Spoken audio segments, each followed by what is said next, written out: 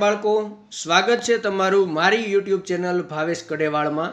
आज आपणे धोरण 8 विषय सामाजिक विज्ञान नो पाठ 9 संसाधन नी स्वाधीन पोथीनुं सोल्यूशन जोशुं।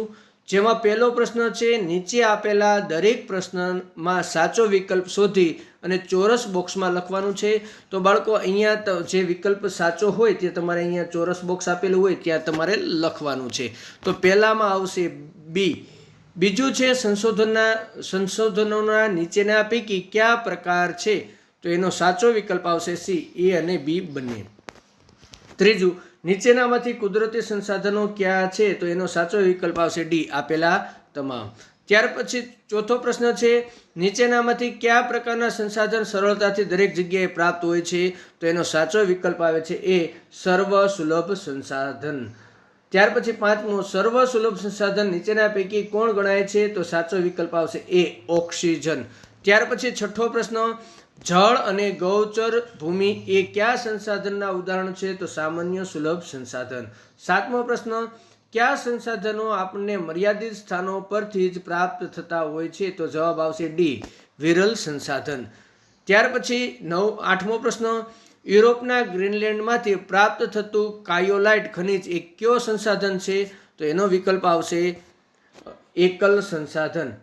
त्यार पछी नवमो नवीनीकरण संसाधन नीचेना पैकी क्या है, तो विकल्प आवशे डी तमाम।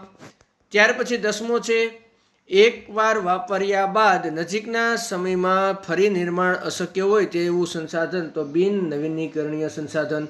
11मो नीचेनामांथी अक्षयशील संसाधन क्यू है, जवाब आवशे सी पवन ऊर्जा।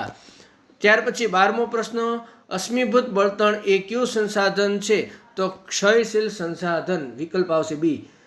13मो कुदरती रीते मळी आवता क्या तत्व पर योग्य प्रक्रिया करी सीमेंट बनावाय छे, तो विकल्प आवशे सी ए अने बी बने। त्यार पछी 14मो प्रश्न नीचेनामांथी क्या संसाधनों मानव सर्जित है, तो एनो विकल्प आवशे डी आपेला तमाम। 15मो पृथ्वीनी सपाटीना कुल क्षेत्रफळना आश्रे केटला टका भाग भूमि द्वारा रोकायेलो छे, विकल्प आवशे बी 29%।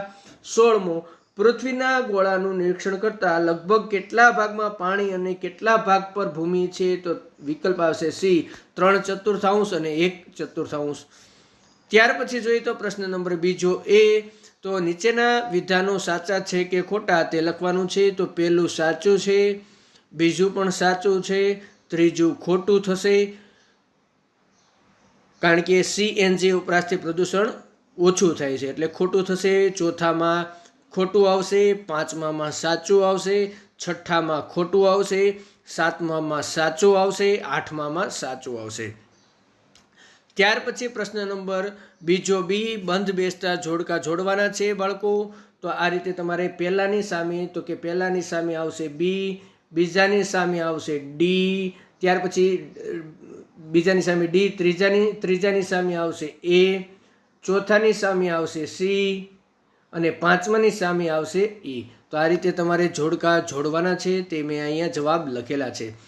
त्यार पछी प्रश्न नंबर 3 खाली जग्या पूरवानी छे। तो पहली खाली जग्यामां आवशे कुदरती संसाधन, बीजी खाली जग्यामां आवशे विरल संसाधन अने त्रीजी खाली जग्यामां आवशे मानव सर्जित। चौथी खाली जग्यामां आवशे 1/4, पांचमामां आवशे जंगल, छठ्ठामां आवशे एकल। प्रश्न नंबर 4 ए नीचेना प्रश्नोना टूंकमां जवाब आपो। एक संसाधननुं उदाहरण जणावो तो जेनाथी आपणी जरूरियात संतोषाई शकाती होय ते तमाम संसाधन कहेवाय। बराबर, उदाहरण तरीके हवा, पाणी, सूर्यप्रकाश वगैरह। बीजो प्रश्न है पुनः प्राप्य संसाधनों उदाहरण आपो बाळको। तो पुनः प्राप्य एटले नजीकना समय में फरी पाछुं मळी जाय, तो सूर्यप्रकाश, पवन, सूर्य ऊर्जा, सौर ऊर्जा, पवन ऊर्जा वगैरह। त्यार पछी आगळ जईए तो पुनः अप्राप्य संशोधनना उदाहरण खनिज तेल, कोळसो, पेट्रोल, डीजल, केरोसीन वगैरह।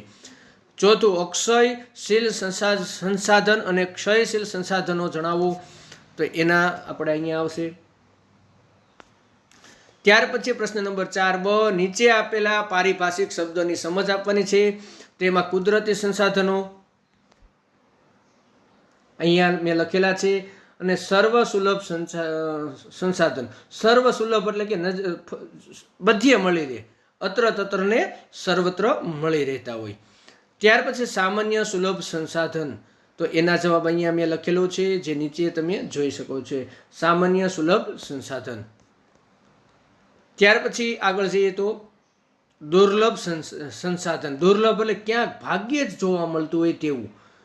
ત્યાર પછી માનવ સર્જિત એટલે માનવ દ્વારા બનાવેલું હોય તેવું. ત્યાર પછી કુદરતી વનસ્પતિ. કુદરતી વનસ્પતિ એટલે કે કુદરતી રીતે આપણે જાતે ઉગનારી વનસ્પતિ. ત્યાર પછી પ્રશ્ન નંબર 5, ટૂંક નોંધ લખો ભૂમિ. તો એના વિશે બાળકો મેં અહીંયા લખેલું છે, તે તમે જોઈ અને લખી શકો છો. ભૂમિની ટૂંક નોંધ હજી અહીંયા નીચે હશે, બરાબર. આટલી લખાઈ જાય ત્યાર પછી નીચે પેજ સ્ક્રોલ કરશો એટલે નીચે આપણે આવશે. ત્યાર પછી જળ. જળ વિશેની ટૂંક નોંધ, તો 3/4 ભાગ એટલે કે 1/4 ભાગમાં જ ભૂમિ છે. 2.7% જ આપણે મીઠા પાણીનો જથ્થો છે. મોટો હિસ્સો શિખરો, હિમ નદીઓ અને વિસ્તારોમાં બરફ સ્વરૂપે છે, બરાબર. મોટા ભાગનો હિસ્સો છે એ બરફ સ્વરૂપે છે. ત્રીજો, કુદરતી વનસ્પતિ અને વન્ય જીવ વિશે જે ટૂંક નોંધ છે એનો જવાબ અહીંયા નીચે લખ્યો છે, પોતાની જાતે ઉગનારી, બરાબર. પોતાની જાતે ઉગનારી વનસ્પતિને કુદરતી વનસ્પતિ કહેવાય. દાખલા તરીકે વેલા, અમુક છોડ છે કે જે ખેડૂતો કેમ ખેતરમાં વાવે છે કપાસને, એને કુદરતી ના કહેવાય, પરંતુ એની રીતે આપોઆપ જે આપણે ખડ કહીએ છીએ સામાન્ય સ્વરૂપમાં, કોઈ વેલા એની રીતે ઉગી જતા હોય, પશુ પંખીઓ કીટકો વગેરેના દ્વારા.